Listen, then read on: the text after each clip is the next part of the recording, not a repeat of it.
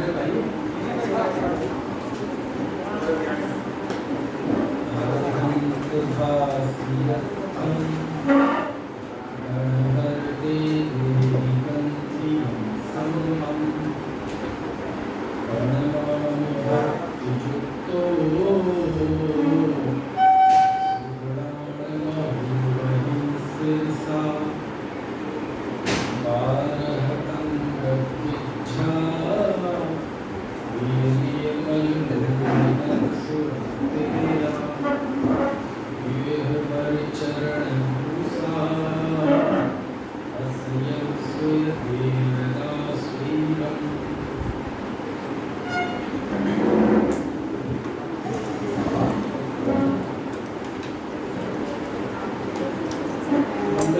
समझना तो नहीं आया।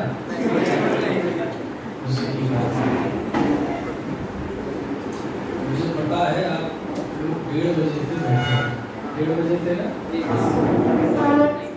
हाँ, लगभग 3 घंटे होने वाले हैं और इतने में तो किसी का भी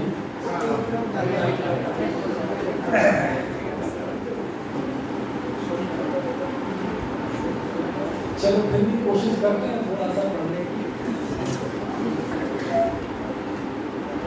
क्योंकि अपना विषय भी ऐसा है कि ना तो बहुत सरल है ना बहुत कठिन। अच्छा है, इतिहास का है, आगम का है, साहित्य का है। अभी हमने 2 गाथाएं बोली। इन 2 गाथाओं का अर्थ आपको आना चाहिए। एक गाथा का आज बताता हूँ, एक गाथा का कल। अभी जो हमने गाथा बोली, पहले तो इस गाथा का पाठ कर लें। मैं एक पद बोलूँगा, आप लोग सुनाइए। अरहंत भासियत्थम, अरहंत भासियत्थम, गणहर देवेहि गंथियं सम्मम, गणहर देवेहि सम्मम, गणहर देवेहि गंथियं सम्मम, गणहर देवेहि गंथियं सम्मम, गणधर नहीं, गणहर, गणहर देवेहि गंथियं सम्मम, गणहर देवेहि गंथियं सम्मम, परमां भक्तियुक्तो, परमां विभक्तियुक्तो, सुगणाणमहोमहिं शिरसा, सुगणाणमहोमहिं शिरसा, सुगणाणमहोमहिं शिरसा। इस गाथा का अर्थ ये है, अरहंत भासियत्थम, अरहंत के द्वारा भासी अर्थ, गणहर देवेहि गंथियं सम्मम, गणधर देव के द्वारा अच्छी प्रकार से गुथित, परमामि भक्ति युक्तो, सुवर्णाण महोमहिं शिरसा, ऐसे शुद्ध ज्ञान रूपी महाउदधि, स्वर्णाण महोमहिं, महासागर होता तो शुद्ध को महासागर कहा, ऐसे शुद्ध रूपी महासागर को भक्ति, परमामि भक्ति युक्तो, भक्ति से युक्त होकर, शिरसा, सिर के द्वारा, परमामि, मैं प्रणाम करता हूँ। यानी इस मंगलाचरण में शुद्ध ज्ञान की वंदना की गई है। शुद्ध ज्ञान को महासागर कहा गया है। अरहंत भासियत्थम, अरहंत देव के द्वारा भासित अर्थ, गणहर देवेहि गंथियं सम्मम, गणधर देव के द्वारा अच्छी प्रकार से गुथा हुआ गुथर, प्रणमामि, मैं प्रणाम करता हूँ, भक्ति युक्तो, भक्ति से युक्त होकर, इसको सुदृढ़ शुद्ध ज्ञान, महोमहिं, महाउदधि, महासागर को, कैसे, शिरसा, सिर एक मंगलाचरण, ठीक है।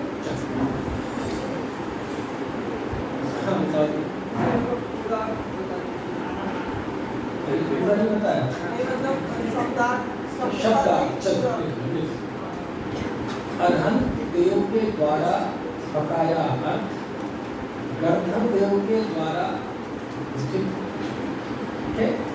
ऐसे शुद्ध ज्ञान रूपी महासागर को भक्ति से युक्त होकर सिर लगाकर प्रणाम करता।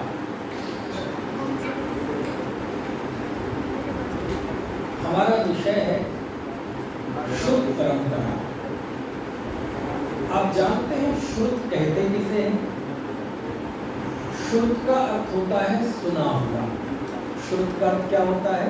सुना हुआ। ठीक है, तो वैसे तो जो भी ध्वनियां हैं वो सब शुद्ध है, सुनी जा रही हैं, लेकिन ये जो जिह्वाणी है ये मूलतः सुनी नहीं। आप पढ़ते होंगे तीर्थंकर की ध्वनि सुनी। ये जो हमारे सामने लिपिबद्ध जिह्वाणी है, ये शास्त्र रखे हुए हैं, आज हमारे सामने वो लिपिबद्ध हैं, लिखकर छपकर प्रकाशित होकर आए हैं, लेकिन ये मूल रूप से सुनी गई। किसके द्वारा सुनी गई? गणधर स्वामी के द्वारा सुनी गई। किसकी वाणी सुनी गई? सर्वज्ञ की वाणी सुनी गई, तीर्थंकर की वाणी सुनी गई। तो उसके बाद फिर ये परंपरा से चली जाए, तो परंपरा से बाद में वो लिपिबद्ध भी हो गई, तो उस अर्थ में वह लिखी हुई जिह्वाणी भी क्या कहलाती है? शुद्ध, क्योंकि मूलतः वो कैसी है? सुनी गई है ना। तो लिखी हुई जिह्वाणी को भी रूढ़ी से क्या बोलते हैं? शुद्ध। क्यों? क्योंकि ये सुनी गई मुख्यता। क्लियर? अब हमें जानना है शुद्ध की परंपरा। अब जब हम किसी की परंपरा जानते हैं तो हमें बहुत पीछे जाना पड़ता है, उसके इतिहास को जानना पड़ता है। क्यों है इतिहास का ज्ञान जरूरी? इतिहास के ज्ञान के बिना हमारी वर्तमान की परिस्थितियों का हम मूल्यांकन नहीं कर पाते। जैसे जिसने आजाद देश में ही श्वासें ली हैं, उसे क्या पता गुलामी क्या होती है, दास्ता क्या होती है, अंग्रेजों का उत्पीड़न क्या होता है, और आज़ादी क्या होती है। लेकिन जिसने उस आज़ाद गुलामी की यातना झेली, उसे पता है आज़ादी किस चिड़िया का नाम है ना। क्यों? क्योंकि जब तक हम इतिहास को नहीं जानते, इतिहास को नहीं देखते, तब तक हम वर्तमान का मूल्यांकन नहीं कर पाते। यही कारण है कि हम जब जनार्दन के इतिहास को देखें, तभी हम वर्तमान में उपलब्ध इन शास्त्रों का मूल्यांकन कर पाएंगे। उदाहरण के लिए, आपने कभी टीवी देखी है? नहीं, एक तो ये है ही यहाँ। टीवी देखने से आशा ये है, चैनल्स वगैरह आप देखते होंगे जब दीपावली वगैरह पर घर जाते हैं, कैसे हमारा दृष्टिकोण बदलता है। एक व्यक्ति के प्रति आपका प्रथम दृष्टि में जो नजरिया होगा ना, कुछ देर बाद आपका बदल जाएगा, यदि आप उसकी परिस्थिति को जानते हैं, है ना। आपने टीवी देखी, रिमोट उठाया, टीवी ऑन की, और एक चैनल चल रहा था, कोई भी चैनल जिसमें बॉलीवुड की मूवी आती है। अभी आपने उड़ा ही है चैनल, अभी आपने ज़्यादा कुछ नहीं जाना है, और देखा कि एक मूवी शुरू होने वाली है। शुरुआत में वो नंबरिंग आ रही है, नाम आते हैं ना, निर्देशक के, इनके उनके, रमेश सिप्पी है ना, और राजश्री प्रोडक्शन, भांति भांति डिस्क्लेमर आता है ना। इस फिल्म में जो भी है ये सब घटना काल्पनिक है, व्यक्ति काल्पनिक है, इसका किसी जीवित या मृत व्यक्ति से मतलब इसलिए लिखते थे कि ज़्यादा सीरियस मत लेना इन चीज़ों को, मजाक कर रहे हैं तो मनोरंजन कर रहे हैं। खैर, उसके बाद मूवी शुरू होती है, और मूवी शुरू होते ही पहला एक सीन आता है, और वह सीन ऐसा है कि एक व्यक्ति कटहरे में, अदालत का दृश्य है, ऐसी अदालत लगी हुई है, और यहाँ एक कटहरे में एक कैदी को लाया जा रहा है, मुजरिम। बड़ी बड़ी साखियाँ पड़ी हैं उसके शरीर पे, एकदम हट्टा कट्टा, आंखें एकदम लाल, दाढ़ी बिल्कुल बड़ी हुई, बाल बड़े हुए, झाड़ खंडूस की तरह, और एकदम चेहरे पे गुस्सा, और 5-8 पुलिस वाले जैसे आदमी को एक दो तो संभाल नहीं पाए थे, 5-7 पुलिस वाले पकड़ के लाए और उसे वहाँ कटहरे में लाया। बहस हो चुकी है, दरअसल बहस तो आपको दिखाई नहीं, वो अंडरस्टूड है। और जज पूछता है, अच्छा एक बात बताओ, पहली दृष्टि में जब आप उसको देखेंगे तो आपके अंदर क्या भाव आएगा? आपके अंदर एक जिज्ञासा का भाव आएगा कि ये व्यक्ति है कौन, और आप कुछ कल्पनाएं करेंगे। क्यों डरावना कौन होता है? क्योंकि अदालत में कोई सज्जन आदमी तो आएगा नहीं, और 8-8 पुलिस वाले बेड़ी लगाए हुए, साकल लगाए हुए, कोई बढ़िया शास्त्री विद्वान तो आएगा नहीं, और कदाचित आ भी जाएगा तो एक आध पुलिस वाले से ही काम चल जाएगा, और साकल बांधे हुए, तो निश्चित रूप से ये कोई भयंकर अपराधी है। और चेहरे से तो ऐसा लगता है जैसे कोई आतंकवादी है, खूनी, दरिंदा, दहशतगर्द, चोर, डकैत, हत्या, जितने अपराधी। यदि आप उसे देखेंगे तो आपके अंदर क्या भाव आएगा? उसके प्रति एक घृणा का भाव आएगा कि नहीं? उसने 4 कत्ल किए। कितने? 4। बहस पूरी हो चुकी है। जज ने कहा, महाशय आपको अपनी सफाई में कुछ कहना है? शांत है, चुप है। अदालत जानना चाहती है कि आपको अपनी सफाई में कुछ कहना है? चुप। जज साहब कुछ नहीं कहना। अदालत ये जानना चाहती है कि तुमने ये कत्ल क्यों किए? वो मान चुका है, हाँ मैंने कत्ल किए हैं, मुझे कत्ल करने का कोई अफसोस नहीं है। अब वो अपनी कहानी सुनाता है, और कहानी जब सुनाता है, जज साहब मेरा एक हंसता खेलता परिवार था, बस यहाँ से फिर मूवी शुरू होती है, और सारी मूवी फ्लैशबैक में चल रही। फ्लैशबैक तो आप जानते हैं, स्मरण कर लो, वो सुना रहा है अपनी याद। तो 2.5 घंटे की मूवी चली, और 2.5 घंटे की मूवी में ये दिखाया गया एक हंसता खेलता परिवार था, वह भी एक हंसते खेलते परिवार का सदस्य था। उसके माता पिता शिक्षक थे, उसके दादाजी भी शिक्षक थे, बड़ा संस्कार परिवार था। कॉलेज जाते थे दोनों भाई बहन, हमेशा फर्स्ट आते थे, और संस्कारवान, हर कार्यों में आगे। प्रिंसिपल भी उसका सम्मान करते थे, जो उनके बेटे।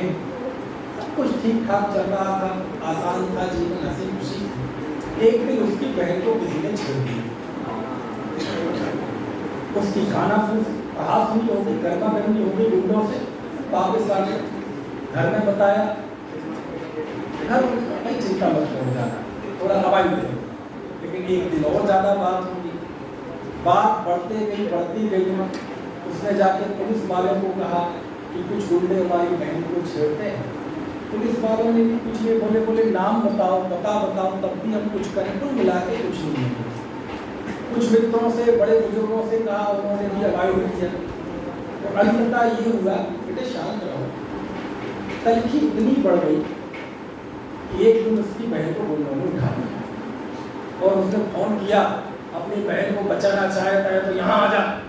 और वो पहुँच गया, और वहाँ देखा उसने सीन, उसे एकदम गुस्सा आया, क्योंकि जब अपनी बहन को इस हालत में देखेगा, और वहीं बगल में पड़ी हुई एक लोहे की बड़ी गाढ़ सरिया, और उसने मारना शुरू किया। किसी के सिर में लगी, किसी के यहाँ लगी, 2-4 भाग गए।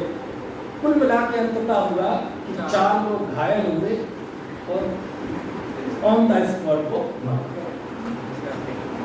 समझ में आया।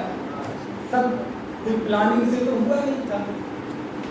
और फिर अंततः वह स्वयं पुलिस वालों स्टेशन गया, मुझे मुझसे ये कार्य हो गया, अपनी बहन की अस्पताल में रखा। यही पूरी फिल्म 2.5 घंटे चली। अब 2.5 घंटे बाद फिर से वही सीन आता है। कौन सा? वही अदालत, वही जज, वही साकल, वही सिपाही, वही झाड़ खंडूस, बड़ी बड़ी दाढ़ी, बड़े बड़े बाल, आंखें लाल, अब आपको कैसा लगे? आपका कुछ भाव बदला कि नहीं बदला? क्या बदला आपने? धरती वही है, आकाश वही है, सब कुछ वही है, लेकिन 2.5 घंटे पहले आप उसको देखकर घृणा आपके अंदर पैदा हो रही थी। अब आपको उसके अंदर घृणा नहीं दिखाई दे, आपके अंदर अब उसके प्रति सहानुभूति पैदा हो गई। अभी आपको उसके देख के गुस्सा आ रहा था, अब उसको देखकर गुस्सा नहीं आएगा, आपको गुस्सा आएगा इस समाज के प्रति, इस कानून के प्रति, इस व्यवस्था के प्रति। अब आपकी निगाहों में उसके लिए एक इज्जत हुई। अभी वो अपराधी दिख रहा था, अब अपराधी नहीं दिखेगा, अब मानो एक महापुरुष साक्षात जिसने अपनी बहन की रक्षा के लिए अपने जीवन की परवाह नहीं की, अशांत भाव से, है ना, मृत्यु दंड के इंतजार में है कि कोई बात नहीं, अफसोस। ये कैसे बदला ये सब? आपने परिस्थिति को जाना, काय को जाना, और इस काम क्या हुआ ये महत्वपूर्ण नहीं है, वो काम किन परिस्थितियों में हुआ ये महत्वपूर्ण है। आज एक गरीब का बच्चा IPS IAS बन जाता है तो जगह जगह चर्चे हो रहे हैं, अखबारों में आता है, मैगजीन के फ्रंट पेज पे आता है, तो रईस का बच्चा छप बन जाए IAS IPS, चर्चा तक नहीं होती।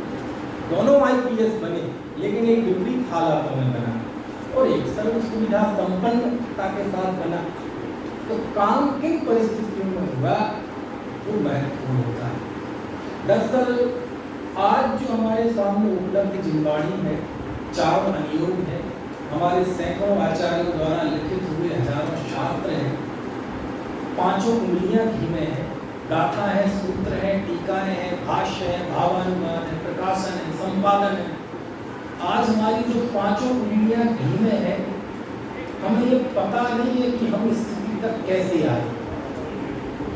और यही कारण है कि जब हमें अपने शुद्ध के इतिहास का बोध नहीं होता है तो फिर स्थिति ये होती है कि जब मैं पूरे भारत का मूल्यांकन करता हूँ, सारे देश में जाता हूँ, तो मैं क्या देखता हूँ कि जिस मात्रा में जिनवाणी छप रही है, प्रकाशित हो रही है, लिखी जा रही है, उस मात्रा में उसको पढ़ने वाले नहीं। जिनवाणी के श्रोता तो तैयार हो रहे, लेकिन पाठक तैयार नहीं हो रहे जो अपने सगे हाथों में जिनवाणी लेकर। और जब हम मंदिरों में जाते हैं तो हजारों लाखों शास्त्र रखे हैं, दीमक खा रहे हैं, समझ में आया? घरों में हजारों शास्त्र हैं। पुरानी पीढ़ी कितना पढ़ पाती थी, कितना नहीं पढ़ पाती थी, ये अलग बात थी, लेकिन कम से कम उन्हें ये भाव था, ये एहसास था कि ये शास्त्र नहीं है, ये भगवान ही शास्त्र के रूप में हमारे घर में विराजमान है।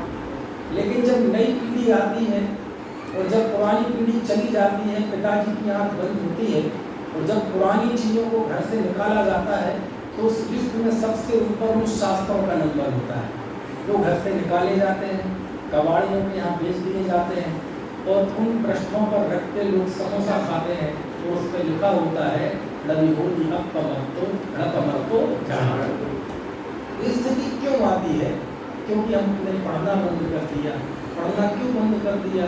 क्योंकि हमें पता ही नहीं है कि ये शास्त्र, ये जिनवाणी है क्या, इसका इतिहास क्या है।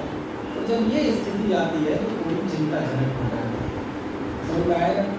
तो जब भी श्रुतावतार या श्रुत परंपरा की बात आती है तो मेरा भाव ये होता है, चलो आप तो सब लोग भावी विद्वान हैं, सैनिक विद्वान तो अभी भी है, लेकिन हम समाज में भी जाते हैं तो इस विषय को आमतौर पर एक आध व्याख्यान में जरूर लेते हैं।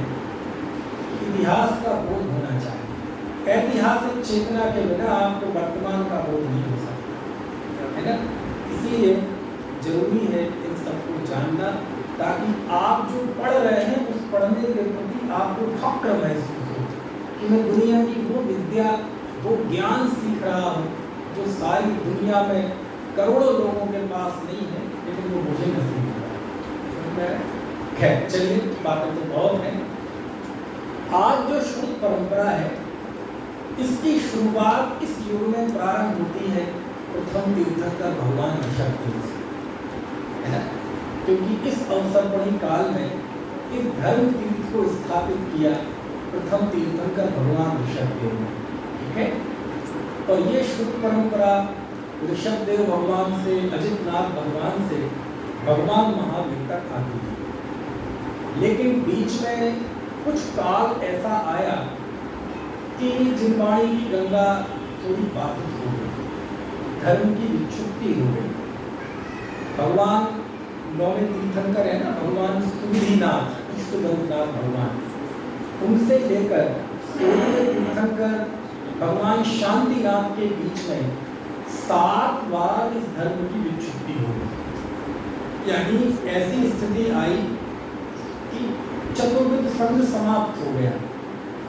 कोई मुनि ऋषि का श्रावक श्राविका नहीं, कोई जिनवाणी नहीं, कोई तीर्थ नहीं, कोई मंदिर नहीं, धर्म के कोई चिन्ह नहीं रहे। कितने बार? 7 बार। 7 बार मतलब ऐसा नहीं कि कोई एक एक दो दो दिन के लिए, असंख्यात वर्ष के लिए। समझ में आए? हम बोलते ना शांति धारा, या शांति धारा हो अखंड चिरकाल तक बहती रहे। एक तो ये अखंड शांति धारा, ये तो चिरकाल तक बहनी ही चाहिए, अंतर की परिणति की धारा। एक बाहर की शांति धारा जो भगवान के ऊपर हम जल डालते हैं, समर्पित करते हैं, लेकिन वो धारा तो कभी ना कभी छिन्न भिन्न हो ही जाती है। लेकिन इसका नाम शांति धारा क्यों है? धर्म धारा क्यों नहीं है? ऋषभ धारा क्यों नहीं है? शीतल धारा क्यों नहीं है? पार्श्व धारा क्यों नहीं है? कुंथु धारा क्यों नहीं है? अर्ह धारा क्यों नहीं है? महावीर धारा क्यों नहीं है? शांति धारा क्यों है? उसके पीछे कारण है। क्या कारण है?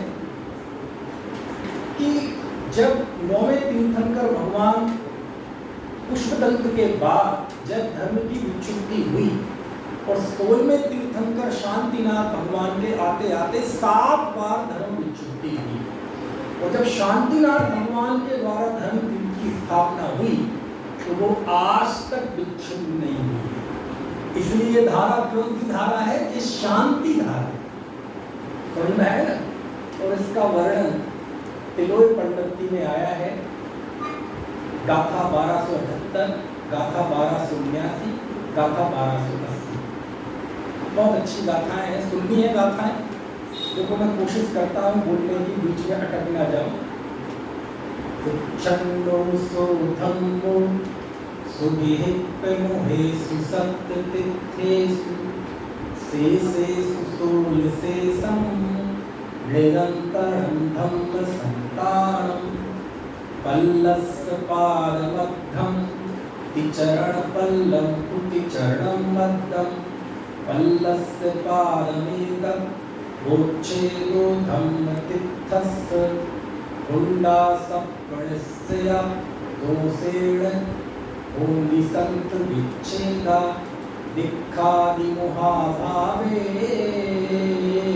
अत्तविदो धम्म रविदेव। समझ में तो नहीं आई गाथा है? नहीं, इतनी आनी नहीं चाहिए, इतनी आसानी से। ये 3 गाथाएं हैं। कौन कौन सा नंबर बताया मैंने? 1278, 79, 80। ये 3 गाथाएं बहुत अच्छी गाथाएं हैं। श्रुत परंपरा के लिए हमें इन गाथाओं को जानना चाहिए। इन गाथाओं का क्या अर्थ है अब तो मैं बता चुका हूँ, तो मैंने प्रमाण के लिए दिए गाथाएं। इसका अर्थ ये है, उच्छन्नोसो धम्मो सुभिहित मोहेषु सप्ततीर्थेषु। सुविधिनाथ को यहाँ कहा गया है सुभिहित मोहेषु, यानी सुविधिनाथ भगवान उच्छन्नोसो धम्मो सुभिहित मोहेषु सप्ततीर्थेषु, यानी सुविधिनाथ भगवान से के बाद 7 तीर्थों में शेषेषु शूलशेषम्, यानी वहाँ तो धर्म का उच्छिन्न हो गया, विच्छिन्न हो गया, लेकिन शेष 16 है ना, शेषेषु शूलशेषम्।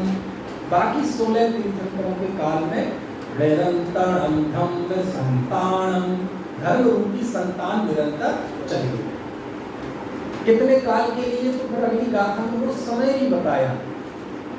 पल्लस्य पादमद्धं तिचरणं कुटिचरणं अद्धं। सबसे पहले पल्लस्य पाद, पाद मतलब चौथाई, पल्ल का चौथाई भाग, ठीक है, यानी पाव, पाव पल्ल के लिए। अगली दूसरी बार आधे पल्ल के लिए, तीसरी बार पौन पल्ल के लिए, चौथी बार 1 पल्ल के लिए, 5वीं बार पौन पल्ले के लिए, 6वीं बार आधे पल्ले के लिए और 7वीं बार पाव पल्ले के लिए। ऐसा क्रम से बढ़ता है। पाव, आधा, पौन, एक, पौन, आधा, पाव, ऐसे 7 बार धर्म की विच्छुक्ति हुई। और मेरे समझ से शास्त्री प्रथम वर्ष में आपका पल्ल शब्द आपसे अपरिचित तो रहा नहीं होगा। पल्ल तो जानते हैं ना, किसे कहते हैं? पल्ल। पल्ल शब्द का अर्थ बताओ। पल्ल, पल्ल का अर्थ होता है गड्ढा। पल्ल का अर्थ क्या होता है? गड्ढा। तो हमारे अलौकिक गणित में बहुत सारी संख्याएं ऐसी होती हैं कि हम ऐसे गिन के नहीं बता सकते, तो उन्हें उपमाओं के द्वारा बताया जाता है। अब जैसे बहुत राशि है, अब बहुत राशि दुनिया में कहाँ देखी जाती है? बड़ी सागर, तो उसको सागर नाम दे दिया। ऐसी वो जो नाप निकालते हैं ना सागर का, तो आपको पता होगा वो गड्ढा खोदते हैं, खुदवाना तो नहीं, 5 बजे खोदने में खतरा है, आप 1:30 बजे से पता नहीं कितने गड्ढे खोद चुके होंगे, है ना। और मैं उसका एक्सपर्ट भी नहीं हूँ। तो पल्ल गड्ढा ना, एक वो योजन का, उसमें चक्रवर्ती की सेना निकालो, एक बाल निकालो, ये करो। आज तक किसी ने निकाले नहीं है बाल फाल। एक भावगासन। तो जब पहली बार गड्ढा भर जाता है ना, देखो उसमें देखना व्यवहार पल, तो उससे असंख्यात गुना पल, तो ये उस पल की बात, ठीक है। असंख्यात वर्ष उसमें होते हैं सामान्य पल। तो असंख्यातों वर्ष के लिए 7 बार ऐसी स्थिति बनी। खैर अंततः अच्छा ये हुआ क्यों? हे आचार्य देव, तिलोक पंडित कौन से आचार्य का ग्रंथ है? आचार्य यतिवृषा, नाम तो सुना है ना आपने?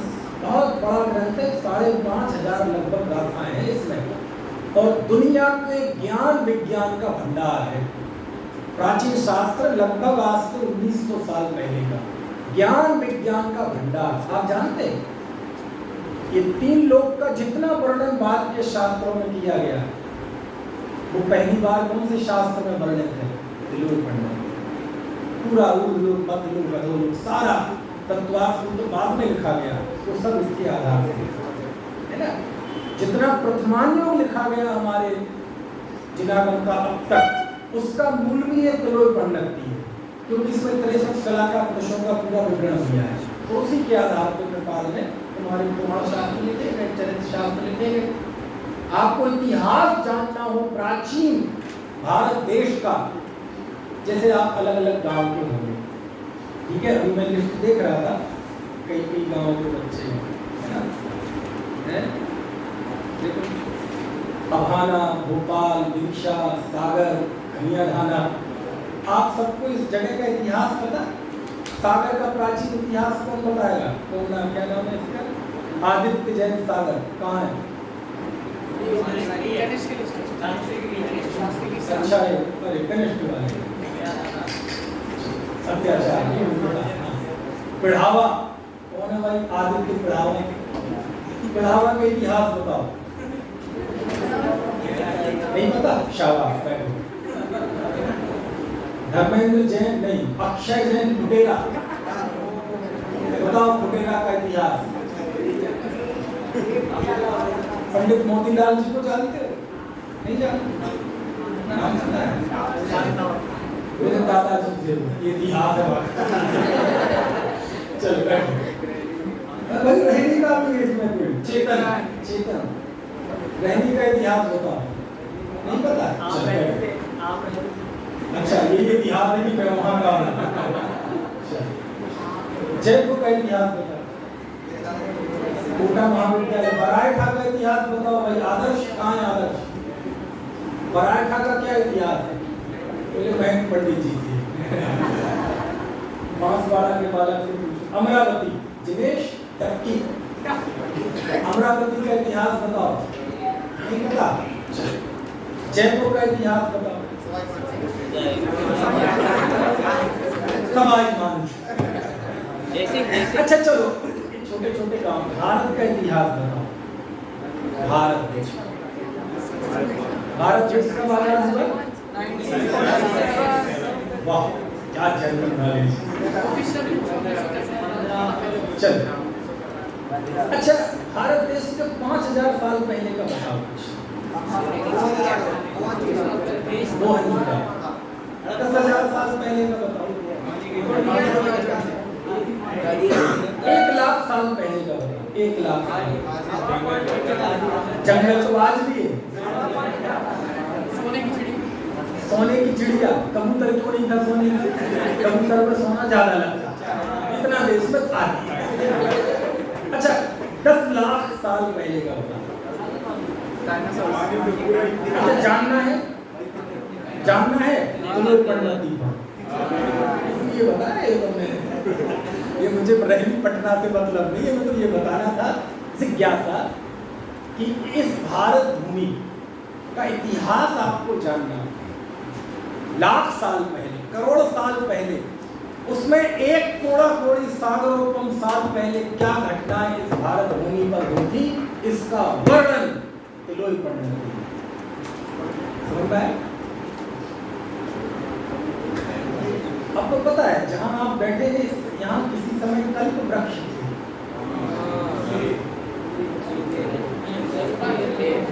थे। कैसे पता? अब तो आंख बंद करके तिलोई पंडित थी। ऐसे कल्प वृक्ष थे कि गए कल्प वृक्ष से अब आई फोन दे दो, आईफोन लो। उस समय आईफोन चलते नहीं थे। मृदंगला खाने में तो उस समय पता नहीं क्या क्या डिश चलती होगी। साउथ का होगा तो इडली मांगेगा, गुजरात का होगा तो ढोकले फाफड़ा मांगेगा, बुंदेला होगा तो क्या मांगेगा, पता नहीं क्या मांगेगा। ये इतिहास है, ये हमें सब ये सारी चीजें, लेकिन ये इतिहास है।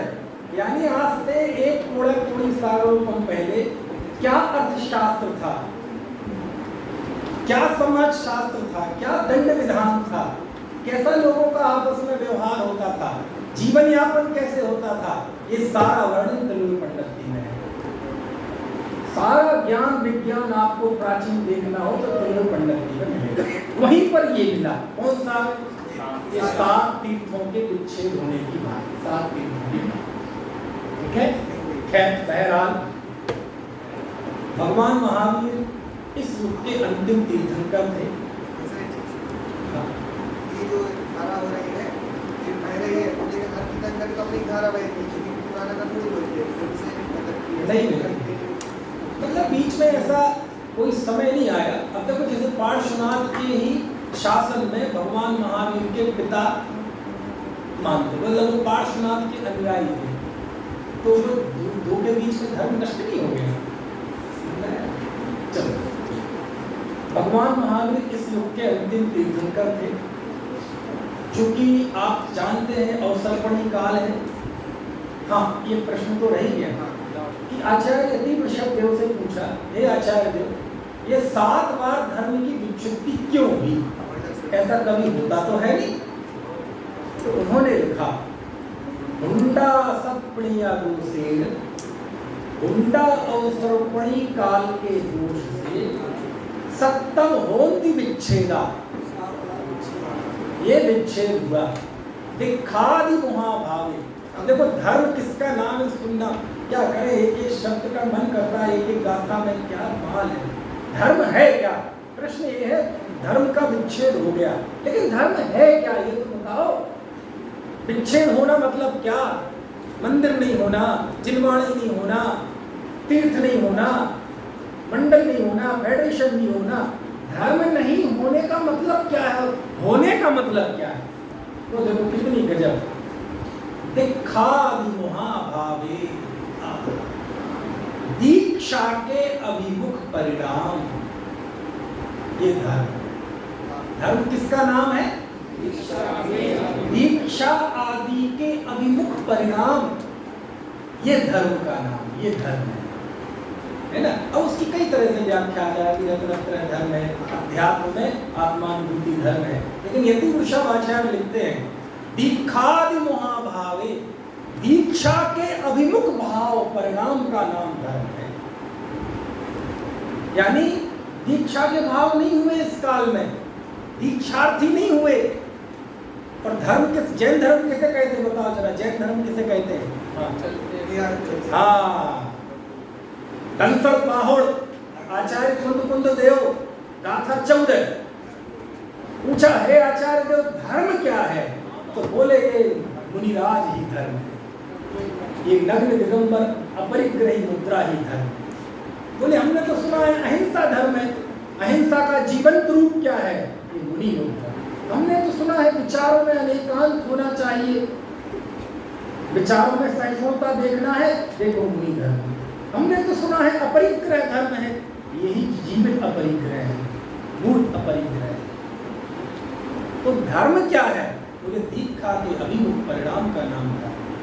और जब ये 7 तीर्थ के काल में धर्म विच्युति हुई, मतलब दीक्षा का परिणाम, दीक्षा का भाव समाप्त, समझ में आए ना? और उस समय देखो तलोय पंडित की इतिहास आदि का ग्रंथ है, उसमें साहित्य का क्या काम, अलंकारों का क्या काम, लेकिन इस गाथा के चौथे पद में आके आचार्य थोड़े से भावुक हो जाते हैं। और जब व्यक्ति भावुक होता है तो साहित्य में अलंकार निकलने लगते हैं। मालूम क्या लिखते हैं? दीक्षा भावे धम्म रवि देव। इस प्रकार धर्म रूपी सूर्य अस्त हो गया। क्या लिखा? इस प्रकार धर्म रूपी सूर्य अस्थमितो अस्तमितः धम्म रवि देवो, धर्म रूपी सूर्य देव अस्तमित। यानी धर्म किसे कहा उन्होंने? सूर्य। दीक्षा के अभिमुख परिणाम को उन्होंने सूर्य देव कहा, धर्म कहा। और बोले अब वो नहीं रहा, इसी का नाम है धर्म की विच्युति, है ना? खैर, भगवान महावीर तक फिर निरंतर ये चलती रही परंपरा।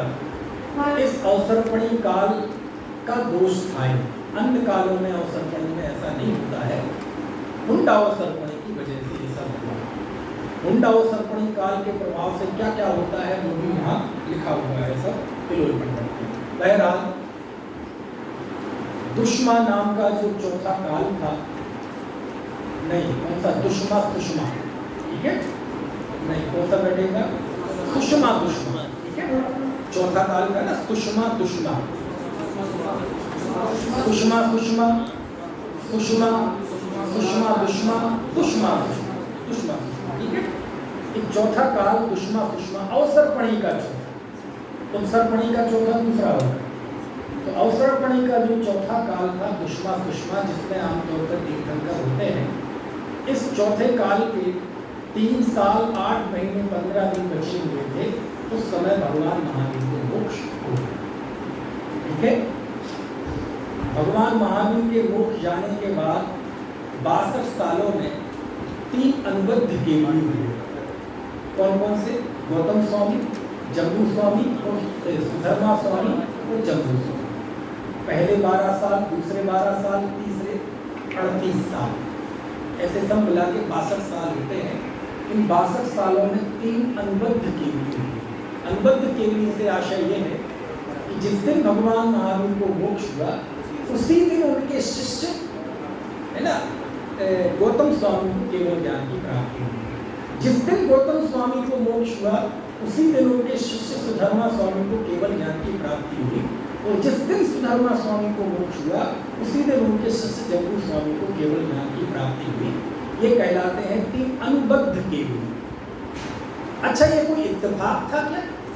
नहीं, ये अनुबद्ध केवली सब तीर्थंकरों के काल में होते हैं। भगवान ऋषभदेव के बाद 84 अनुबद्ध केवली। कितने? 84। ये तो 3 कम ही हुए, वहां तो 84 थे, बहुत। खैर, इस तरह भगवान महावीर के मोक्ष जाने के बाद 62 साल व्यतीत हो गए। पंचम काल आ चुका था। और हुंडा अवसरपणी काल का स्वरूप आप जानते हैं। इस काल का स्वरूप ऐसा है कि जो जो मानवीय चीजें हैं, अच्छी चीजें हैं, वो सब हाथ में रखी हुई जल की तरह नीचे खिसकती जाती है। तीर्थंकरों का ग्रह हो गया। तो एक मौका ऐसा आया कि केवलियों का भी ग्रह हो गया। और आगे के 100 साल में केवली कोई नहीं हुआ, बल्कि 5 शुद्ध केवली हुए। आचार्य विष्णु, नंदीमित्र, अपराजित, गोवर्धन और भद्रवाह। कितने? 5। कितने सालों में?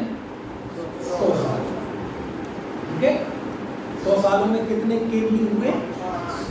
केवली विष्णु, नंदीमित्र, अपराजित, गोवर्धन और भद्रबाहु। भद्रबाहु आचार्य इस युग के अंतिम केवल शुद्ध केवली। ठीक है, चलिए, और इन्हीं आचार्य भद्रबाहु शुद्ध केवली को आचार्य कुंद भगवान ने बोध पावड़ की गाथा 61-62 में अपना गमन गुरु के रूप में उनका स्मरण किया। ठीक है, चलिए, लेकिन अवसर्पणी काल आप जानते हैं, अवसर्पणी काल में अच्छी चीजें खिसकती जाती हैं, ज्ञानहीन होता जाता है, भोग की क्षमता भी क्षीण होती जाती है, आत्मबल, बुद्धि बल, शारीरिक बल सब क्षीण होता जाता है, व्यक्ति की आयु, कद, काठी सब कम होते जाते हैं, है ना। कोई यहाँ कह सकता है सब आप तो कह रहे हैं अवसर्पणी काल में बुद्धि कम होती है, हमने तो देखा है बुद्धि बढ़ रही है, कम हो रही है। बुद्धि के आलम्बन बढ़ रहे हैं, बुद्धि कम हो रही है। कैसे आलम्बन बढ़ रहे हैं? देखो मैं बताता हूँ। आप सबके मोबाइल में आजकल 2 किस्म के नंबर होते हैं। जैसे मान लो क्या नाम है आपका? ध्रुव। जैसे किसी के में ध्रुव के मोबाइल नंबर होंगे तो मान लो एक होगा ध्रुव नाम से और दूसरा होगा ध्रुव जियो। देखा नहीं? देखा, 2 नंबर रखते हैं तो एक जियो का और एक अलग। और आप किसी से पूछोगे तुम अपना जियो का नंबर बोलना जरा, मुझे अपना भी नहीं पता। आपको पता है पहले के लोगों को 3-3, 4-400 फोन नंबर याद होते थे, अनपढ़ लोगों को भी, थोड़े पढ़े लिखे व्यापार आदि को। आज व्यक्ति को खुद का नंबर नहीं पता। आप अपनी दादी वगैरह से पूछना, मम्मी वगैरह से, दादी का जमाना, पुराने लोगों के गांव भर के बच्चों का याद रहता था कि ध्रुव कब पैदा हुआ था, कौन से चैत्र की, कौन से वैशाख में, कौन सी कहाँ पैदा हुआ था, सबका बायोडाटा याद रहता था। आज आदमी को खुद का पता नहीं, हमारा गोत्र क्या है, हमारी तिथि क्या है, इतना याद रहता था। आज अब अपना नंबर भी देखना हो तो मोबाइल टच स्क्रीन। तो बुद्धि नहीं बढ़ी है, बुद्धि तो कम हुई है। तो बड़ी हुई क्यों दिखाई दे रही है? आलम्बन, पराधीनता, परावलंबन बढ़ा है, बुद्धि घटी, आत्मबल घटा है। आज इंजीनियर का बच्चा एक बार में पास ना हो पाया, आत्महत्या कर लेता। क्या बढ़ा है? आत्मबल बढ़ा है, घटा है। क्या घटा? शारीरिक बल घटा है, भोग की शक्ति घटी है। आज आदमी को 2 रसगुल्ले खिलाओ टाइम उड़ जाता है, और पुराने आदमी छक्के खाले में, उसके बावजूद भी 5-7 रसगुल्ले रख दो तो ऊपर खा लेते। बोले क्यों? ड्राइवर सीट खाली है। तो ये सब क्षीण हो रहा है, समझ में आया ना? तो अभी हमारी चर्चा कहाँ तक आ गई? 5 शुद्ध केवली। समय हो गया है, या आखिरी में रसगुल्ला इसलिए कर दे कि 1:30 बजे से आप बैठे हैं, कम से कम आखिरी में रसगुल्ला खाते तो उठे। भगवान महावीर के बाद इस शुद्ध का 162 साल का इतिहास, उसमें कौन कौन से महापुरुष हुए, उसको अभी हमने जाना। ध्यान रहेगा हमारी यात्रा कहाँ तक आ गई? अंतिम शुद्ध केवली भद्रबाहु। अब इसके आगे चर्चा।